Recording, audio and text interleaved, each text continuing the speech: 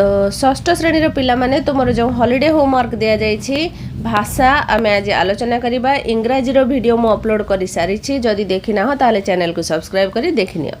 तो प्रथमे 1 नंबर कहिछि तुमको भल लागुथिबा जे कोनोसी ऋतु विषय रे 10 धाड़ी लेख। वर्षा ऋतु रे पल्लीर दृश्य रो एक चित्र अंकन करी रंग दियो। अच्छा तो मु लिखि दो जे ऋतु विषय रे जे कोनोसी ऋतु कहिछि जे कोनोसी ऋतु विषय रे 10 टी धाड़ी लिखिबा। तो मु लिखि दोछि देख मते ग्रीष्म ऋतु भल लगे तेणु मु ग्रीष्म ऋतु को बहुत भल पाए तेणु से विषय रे लिखुची 10 टी वाक्य। ग्रीष्म ऋतु रे दिन बहुत लंबा और राति छोट हुए। एही समय रे सूर्यर किरण बहुत तीव्र हुए। लोके एही ऋतु रे ठंडा पानी आ शरबत पीबा को भल पाती। ठंडा लिखिबो ठंडा। आंब फल एही ऋतु रे बहुत मीठा और स्वादिष्ट हुए। छात्र छात्री माने एही समय रे ग्रीष्म छुट्टी उपभोग करती। लोके गरम रु बंचिबा पाई छाया और पंखार व्यवहार करती। ग्रीष्म ऋतु रे आमे हल्का वस्त्र पिंधि थाउ। एही समय रे आमे बहुत परिमाण रे पानी पीबा आवश्यक। पानी पीबा नुह पीबा आवश्यक। ग्रीष्म ऋतु आमको छुट्टी और आनंद देई थाए। सेही पई मु ग्रीष्म ऋतु को बहुत भल पाए हैला।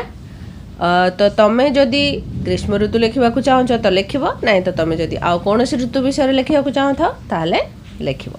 ठीक अच्छे। तो नेक्स्ट आमको कही गोटे चित्र करने तो वर्षाकालीन पल्लीर दृश्यर चित्र मुझे करदे। देख ये देख यही चित्र कर एमती तुम या सब स्क्रीनशॉट मारिक रखिदियो।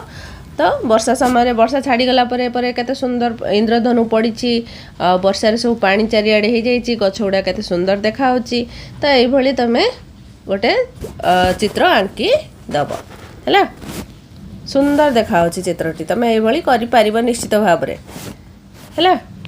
तो नेक्स्ट जीवा 2 नंबर को कौन कही देखा। 2 नंबर कही गुरुकुल शिक्षा विषय रे निज मनरु एक अनुच्छेद लेख। गुरुकुल शिक्षा विषय रे निज मनरु गोटे अनुच्छेद आमे लेखिबा। अच्छा तो मु लिखि दउची देख गुरुकुल शिक्षा प्रणाली भारतर प्राचीन और श्रेष्ठ शिक्षा पद्धति थिला। एही प्रणाली रे छात्र माने गुरु को आश्रम रे रही शिक्षा ग्रहण करुथिले। सेमाने पढ़ाशुना सहित नीति नियम शिष्टाचार और भद्रता बा सभ्यता शिखुथिले। गुरु छात्र मानक संतान परि भल पाई शिक्षा देउथिले और सेमानक जीवन गढ़ुथिले। गुरुकुल रे सरल जीवन और उच्च चिंता उपरे अधिक गुरुत्व दिया जाउथिला। छात्र माने स्वयं काम करिबा और आत्मनिर्भर हेबा को शिखुथिले। एही प्रणाली छात्र मानकर शारीरिक मानसिक और नैतिक विकास करुथिला। गुरुकुल शिक्षा आम संस्कृति और परंपरा को मजबूत करिथिला। यह आजिर शिक्षा प्रणाली पाई मध्य एक आदर्श उदाहरण है।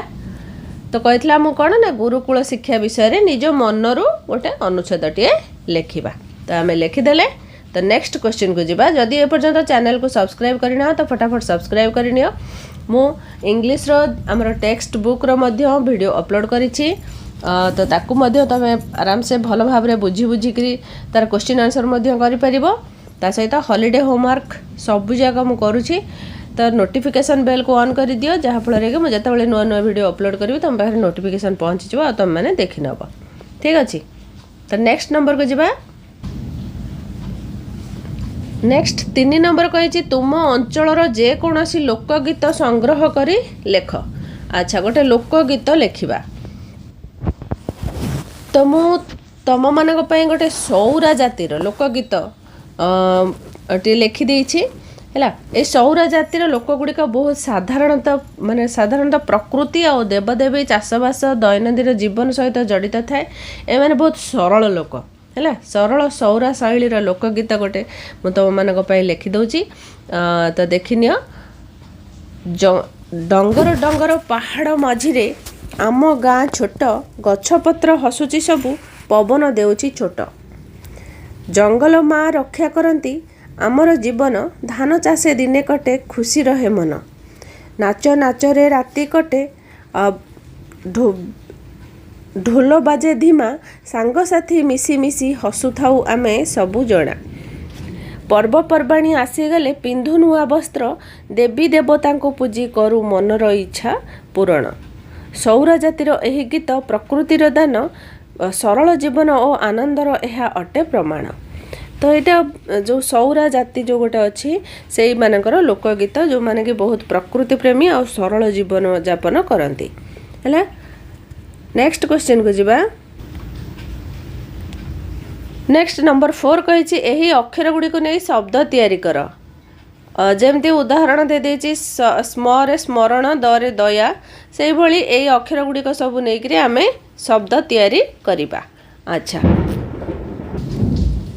तो देख ये मुझे लिखि देछि सरे समय सप्ताह स्मरे स्मृति स्मित मरे मन माला सरे दर्शन पार्श्व पार्श्व पार्श्व है। तापरे भ्ୟରେ एटा व्यवहार हो जाइए व्यवहार हम एटा नुह एटा छाड़ भ्यसन एटा भ्ୟରେ होनी लिखिदेवा ये भ्ୟରେ सभ्य सभ्य है आ गोटे लिखिदेवा भ्यान है। गरे गछ गरम रे रथ राति दरे दिन दरजा अरे अमृत अग्नि मंपरे संपद कंपन नीरे नील नीति और करे तर्क कर्कश धरे धन धर्म बरे वन आउ बसन है। ये खाली दर्शन रे पार्श्व हम आ भ्ୟରେ आम सभ्य लिखिदेवा भ्यान लिखिदेवा है।